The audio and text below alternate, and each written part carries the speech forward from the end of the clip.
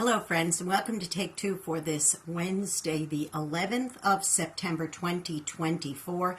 I'm Jeannie, and I'm so glad that you decided to come along for the ride today. The other day, I had a FaceTime call with an old friend I've known for over 30 years. She's a really precious person. She never complains about anything. She is called upon to do a great deal for her family, and she always does it just as a matter of course. And when we had our phone call the other day, now she lives far away from me, so it was a real ordeal to try to coordinate the times and our schedules and everything to make sure that we had plenty of time to have a good old-fashioned chat. But when we were talking, when I was seeing her face and she was seeing my face, all I said was, "How are you doing?" And the waterworks started. And I thought, oh my goodness, what's going on? And she proceeded to tell me, not in a complaining manner, but just telling me as of the facts, that a great deal of traumas going on inside her family. And she is the one that's being called upon to run interference and to take care of matters. And it's way, way, way more than any one human being should have to endure. And let me tell you what happened to me while I was listening to this and nodding and listening to what she had to say. I was overwhelmed with a feeling of helplessness.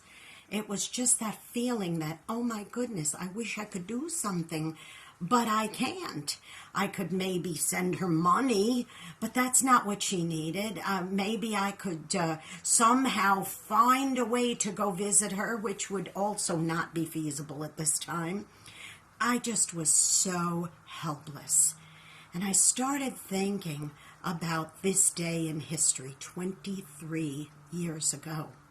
That same feeling of helplessness probably rushed over countless amounts of people in the entire world as we watched those horrible events that ensued that day with the Twin Towers, with the Pentagon, with that field out in Pennsylvania where the plane crashed, the heroes that, too many to mention, the heroes that were involved that day, whether it was firefighters, police, ordinary citizens, just people who helped as much as they possibly could.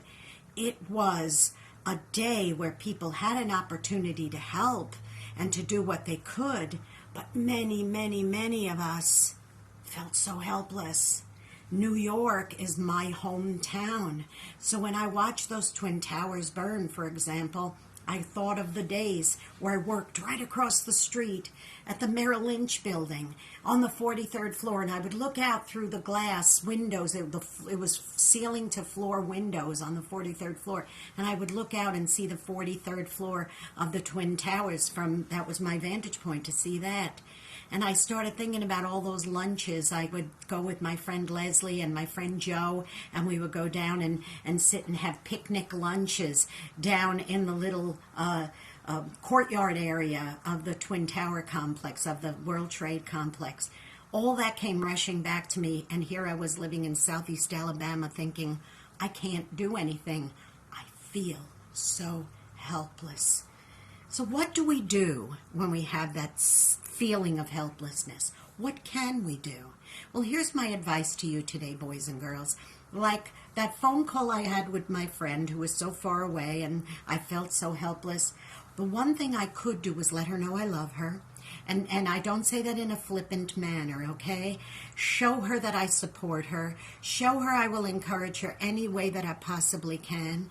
When something comes to mind, a thought of encouragement or a Bible verse or something, or I will let her know. I will keep in contact with her to let her know, because those kinds of little things will help lift her day.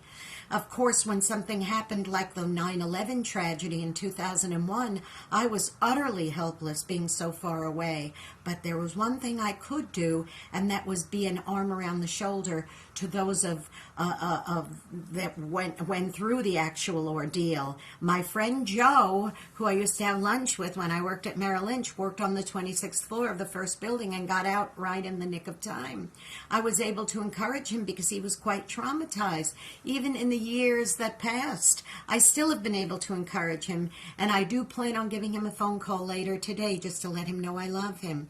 See, just because you feel helpless at that moment, and there may not be something tangible that you can do to remedy a situation, you could always be a friend. You could always offer love. You could always encourage. Your words can mean the difference of night and day for that person. And I know that night on 9/11, when Joe finally got home from work, that night at about 11 o'clock at night, and I decided I would try one more time to pick up the phone and call him and see if I could, because back then he didn't have a cell phone. It was just a home phone, a landline.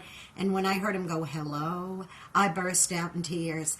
And that's what he needed, was to know that someone, even 1,000 miles away, was loving him and encouraging him and being a friend to him. And it meant so much to him. So don't feel helpless, boys and girls. Try your very, very best to be an encouragement.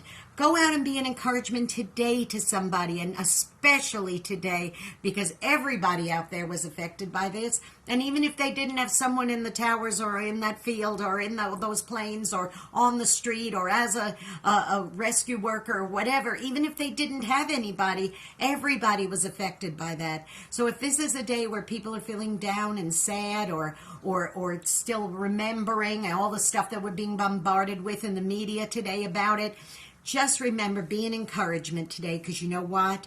You may be the only one who is.